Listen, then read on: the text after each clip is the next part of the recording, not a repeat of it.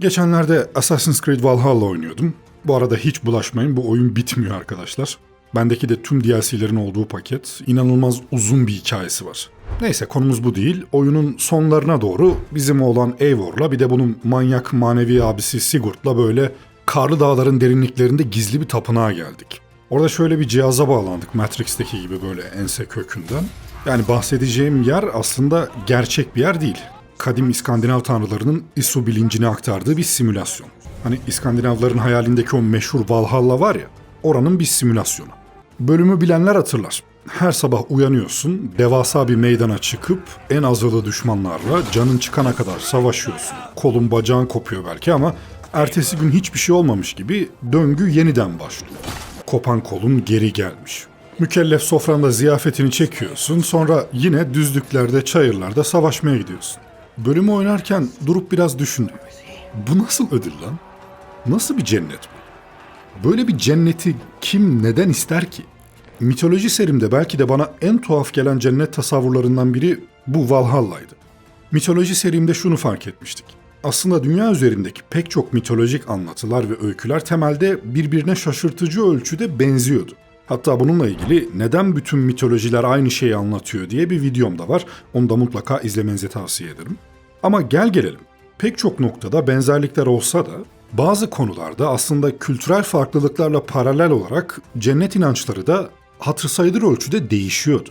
Bir oyun vesilesiyle düşüncelere daldığım bu sahne üzerinden yola çıkarak bugün sizlerle bu konu hakkında detaylıca konuşmak istiyorum.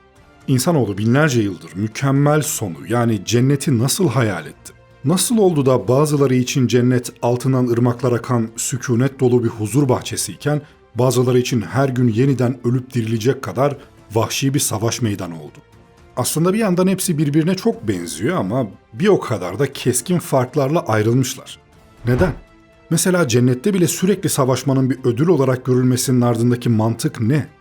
Hadi gelin bugün bu tür soruların cevapları için biraz kafa yoralım. İyi seyirler.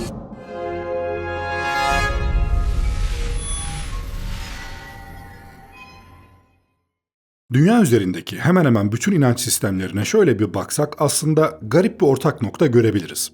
İnsanların hayal ettiği mükemmel sonlar, cennetler ya da kurtuluş hikayeleri çoğu zaman yaşadıkları dünyanın içinden doğuyor. Yani yürüdüğümüz toprak, soluduğumuz hava ve çektiğimiz zorluklar farkında olmadan tanrılarımızı ve ahiret hayallerimizi şekillendiriyor. Mesela oynadığım oyundaki Eivor'un hayalini kurduğu Valhalla'ya bakalım. Sonsuz savaşın ve bitmeyen kanlı döngünün olduğu o dünya aslında Vikinglerin yaşadığı sert coğrafyanın bir yansıması. Çünkü coğrafya dediğin şey insanın psikolojisini, davranışlarını, hatta inançlarını yazan en acımasız senaristlerden biri. Antik Romalıların Genius Loci dediği bir kavram vardı. Her yerin, bir sokak köşesinden devasa bir şehre kadar her mekanın kendine ait koruyucu bir ruhu olduğuna inanıyorlardı. Bugün dijital çağda yaşıyorsanız sınırlar kalktı, coğrafya öldü gibi laflar sıkça duyuluyor ama gerçek pek öyle değil. Silikon Vadisi gibi teknoloji ütopyaları bile hala insanları fiziksel bir mekanda toplamaya devam ediyor. Yani coğrafya hala inatçı bir güç olarak hayatımızı şekillendirebiliyor. Antik Yunan'ın dağlık ve parçalı yapısı yüzlerce farklı şehir devleti doğururken Mezopotamya'da kontrol edilemeyen Dicle ve Fırat nehirleri insanları sürekli bir hayatta kalma mücadelesine itmişti. Bu yüzden o bölgenin mitolojisinde öbür dünya genellikle karanlık, kasvetli ve belirsiz bir yer olarak anlatılır.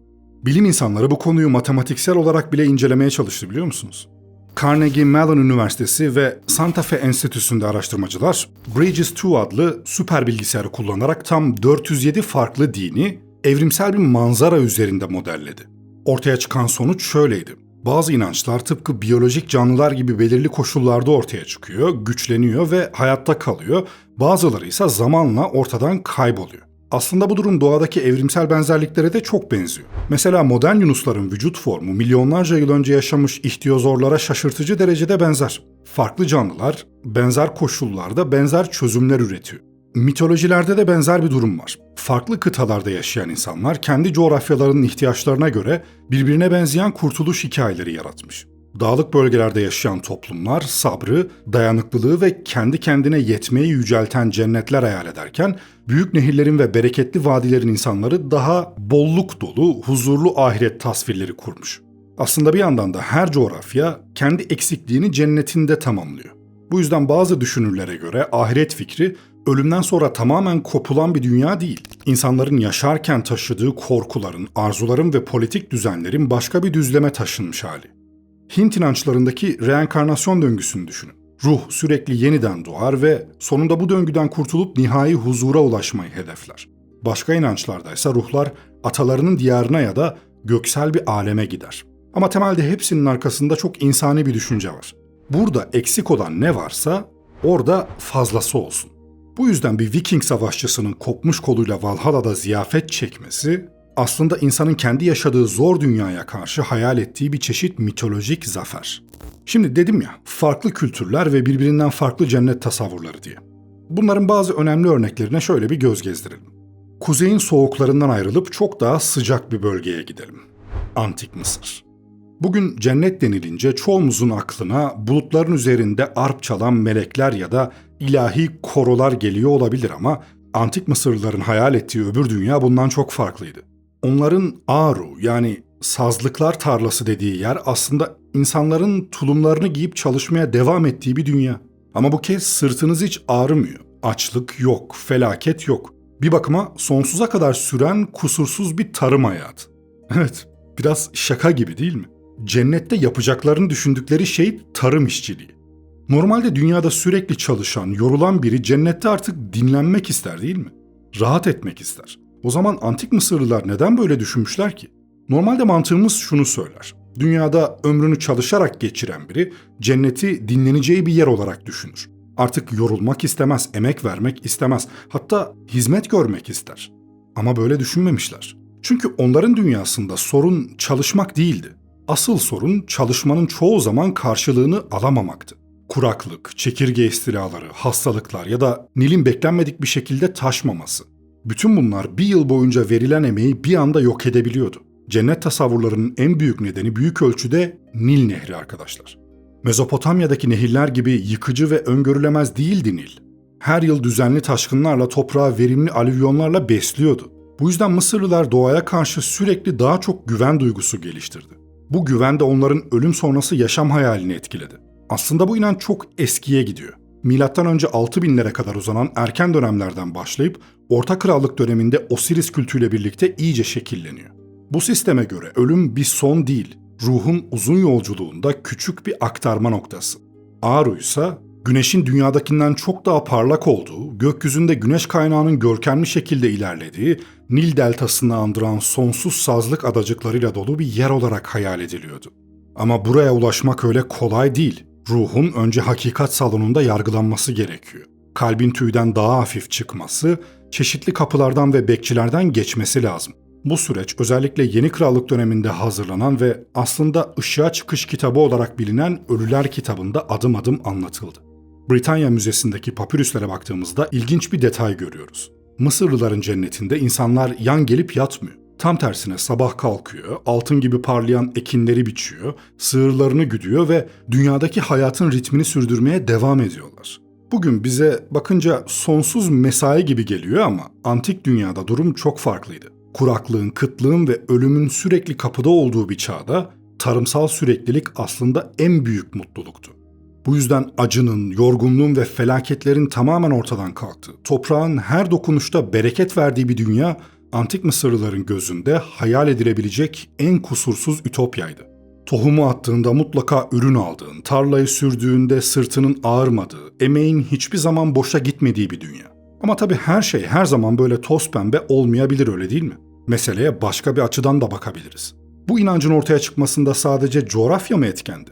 Toplumdaki güç dengeleri de rol oynamış olamaz mıydı mesela? Antik Mısır son derece hiyerarşik bir toplumdu. Firavunlar, rahipler ve büyük toprak sahipleri en üstteydi. Toplumun büyük çoğunluğu tarımla uğraşan sıradan insanlardan oluşuyordu. Böyle bir düzende insanların çalışmayı sorgulamaması, hatta bunun doğal ve kutsal bir görev olarak görülmesi yönetici sınıfında işine geliyordu. Eğer toplumun büyük kısmına iyi bir hayatın yolu çalışmaktan ve düzeni bozmamaktan geçer fikri yerleşirse, bu ahiret fikrini de şekillendirir. Yani Aru'nun sürekli çalışan ama mutlu insanlarla dolu bir yer olarak anlatılması, bir bakıma mevcut toplumsal düzenin ölümden sonra bile ideal kabul edildiğini ima ediyor gibi. Bu yüzden bazı araştırmacılar Mısır'ın öbür dünya tasvirlerinin aynı zamanda rahiplerin ve güçlü sınıfların toplumdaki düzeni meşrulaştıran bir anlatısı olabileceğini de düşünüyor. Başka bir deyişle cennette bile herkesin yerini bildiği ve görevini yaptığı bir dünya fikri yeryüzündeki düzenin en güçlü ideolojik desteklerinden biri haline gelmiş olabilir. Rotayı biraz batıya çevirelim ve gelelim Antik Yunan'a. Yunan Yarımadası'nı düşünün. Dağlık, kayalık ve tarım için pek de elverişli olmayan bir arazi. Bir de üstünde Ege Denizi var. Bir anda fırtına kopabilen, insanı sürekli tetikte tutan bir deniz. Böyle bir coğrafyada yaşayan Yunanlılar doğal olarak denizciliğe, ticarete ve zorlu doğa şartlarıyla mücadele etmeye alışmıştı. Onların hayal ettiği cennette tam olarak bu yorgunluğu sıfırlayan bir yerdi. Antik Yunan'da bu yerin adı Elysium'du. Başlangıçta burası herkesin gidebildiği bir yer değildi. Hades'in karanlık ve kasvetli yeraltı dünyasından tamamen ayrı tutulmuş özel bir bölgeydi. Sadece tanrılarla akrabalığı olanlar ya da büyük kahramanlar Styx nehrini geçip buraya ulaşabiliyordu. Yani bugünün tabiriyle tam anlamıyla mitolojik bir VIP kulübüydü. Homeros'un Odysseus'ında Elysium, sarışın okyanustan gelen yumuşak batı rüzgarı yani Zephyrus sürekli eser ve burası insanlar için hayatın en kolay olduğu yer olarak tasvir edilir. Ama zamanla Yunan düşüncesi geliştikçe bu fikir de değişmeye başladı. Hesiodos, dünyanın batı ucunda yer alan ve kederin hiç uğramadığı Kutsanmışlar adalarından söz etti. Daha sonra M.Ö. 5. yüzyılda şair Pindaros bu fikri biraz daha ileri taşıdı ve Elysium'u soyluların yanı sıra gerçekten iyi yaşamış insanların da ulaşabileceği bir yer olarak anlattı. Ona göre ruh kötülükten 3 kez tamamen uzak kalmayı başarırsa Zeus'un yolunu takip eder ve sonunda Kronos'un diyarına ulaşırdı.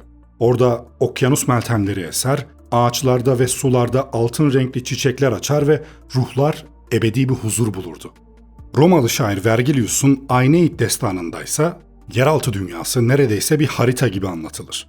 Yol ikiye ayrılır. Sağdaki yol erdemli ruhları Elysium'a götürür, soldaki yolsa günahkarları Tartarus'un karanlık azabına sürükler.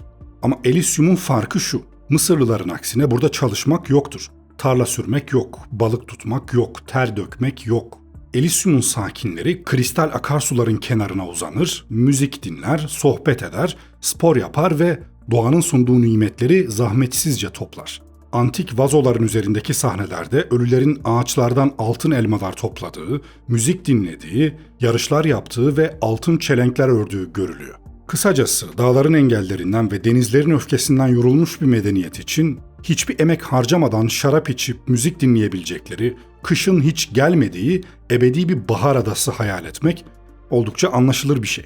Ama bunu sadece coğrafya böyleydi, cennette böyle hayal edildi diye açıklarsak biraz eksik kalır. Çünkü Elysium'un arkasında başka dinamikler de var. Mesela işin en başında burası zaten halkın cenneti gibi tasarlanmıyor. Daha çok seçkinlerin, kahramanların ve tanrılarla bağı olanların girebildiği mitolojik bir ayrıcalık alanı.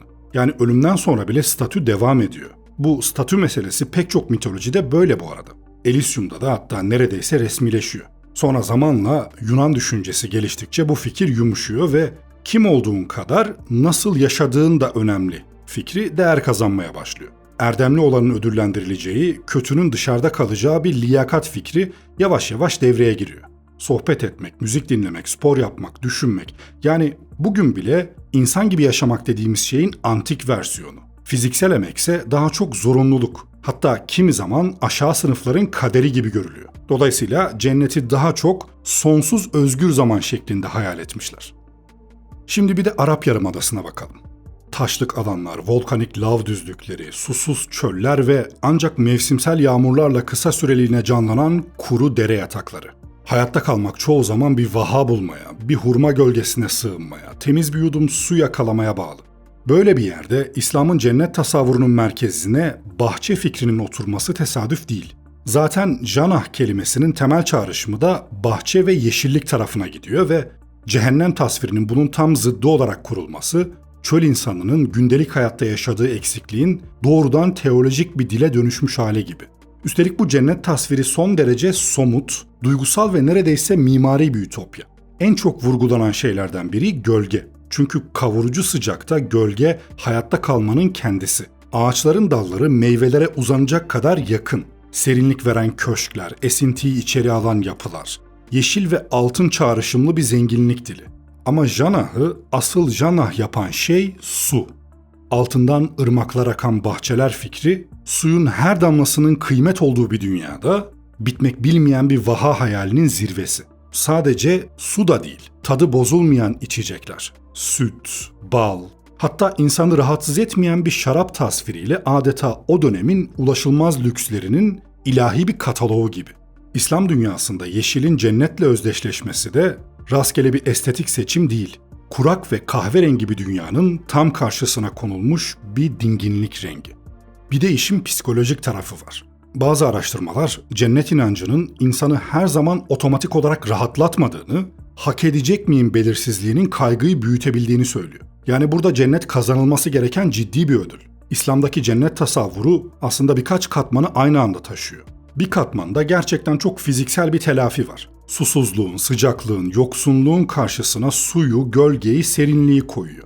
Ama bir katmanda da ahlaki bir denge var. Yani cennet dünya hayatında sabredenin, haksızlığa bulaşmayanın, elindekini paylaşanın karşılığını aldığı bir yer olarak anlatılıyor. Dünyada çoğu insanın içini kemiren o hakkım yendi hissi burada kapanıyor. Bir başka katmansa aidiyet ve onur meselesi. Cennette insanın aşağılanmadığı, yüzünün güldüğü, değersiz hissetmediği, korkusuz olduğu bir güven alanı var. Dünyanın başka köşelerine de hızlı baktığımızda cennet dediğimiz şeyin aslında kültürlerin en büyük dilek listesi gibi çalıştığını görebiliyoruz. Hint inançlarında hedef sonsuz bir bahçeye yerleşmekten çok samsara denilen yeniden doğuş çarkından tamamen kurtulmak. Yani cennet bir yer değil, zihnin sükunete vardığı bir çıkış kapısı. Çin geleneğinde bazı tasavvurlarda öbür dünya bürokratik bir düzen gibi işliyor. Ruhlar kayıt altına alınıyor, yargılanıyor, sınıflandırılıyor. Sanki gökyüzünün bile memuriyeti var. Budizm'de nirvana, arzunun söndüğü, benin çözündüğü bir sessizlik hali. Eski Türk inançlarında göğün katlarına uzanan bir düzen ve ruhun gökle kurduğu bağ öne çıkarken, bazı Orta Asya anlatılarında asıl mesele atalarla aynı düzleme karışmak, yani sonsuzluk. Bir topluluğun içinde erimek. Kelt mitlerinde Tirnanok gibi gençlik diyarları var. Zamanın akmadığı, yaşlanmanın olmadığı bir efsane adası. Japon Shinto geleneğinde ise öbür dünya tasavvurları bazen daha gölgeli, kirlenme, arınma ve dünyanın düzeniyle ilişkili bir geçiş fikri ağır basıyor. Bütün bunlara ek olarak mesela mitolojilere ve kutsal metinlere dikkatli bakılınca coğrafyayla hiç uyuşmayan yaratıkların pek ortaya çıkmadığını görüyoruz değil mi? Mesela Arap çöl kültürlerinde niye buz devleri yok? Aynı şekilde Antik Mısır'da niye timsah, çakal, akrep gibi hayvanlar sürekli karşımıza çıkıyor da soğuk iklimlere dair mitolojik bir figür göremiyoruz? Norse mitolojisinde neden hep soğuk, kar, buz, kıyamet senaryoları, devler, kurtlar var? Çünkü başlarda da belirttiğim gibi bütün bunların ağırlıklı nedeni her zaman için coğrafya ve o coğrafyanın koşulları olmuştur. Mitolojiler fantastik bir zooloji kitabı yazmıyor tabii ama insanların yaşadığı korkuları, sınavları ve hayatta kalma reflekslerini çevresindeki doğanın ve canlıların maskesiyle anlatıyor. Bu yüzden her kültür kendi doğasını konuşuyor. Çöl çöl gibi, kuzey de kuzey gibi ve anlatılar da ona göre şekilleniyor. Yani bir yerde cennet su ve gölge, bir yerde özgür zaman, bir yerde adalet, bir yerde unutuluş, bir yerde gençlik, bir yerde de döngüden çıkış. Hepsi farklı görünüyor ama hepsinin altında aynı dürtü var. İnsanın yaşadığı hayatın eksiklerini ölümün ötesinde tamamlamayı istemesi. Videomu beğendiyseniz bir adet beğeni bırakmayı, bunun gibi videolarımın devamı için kanalıma abone olmayı ve yorumlarınızı benimle paylaşmayı ihmal etmeyin lütfen. Ben Shock Voice. Bir sonraki videomda görüşmek üzere. Kendinize iyi bakın, hoşça kalın.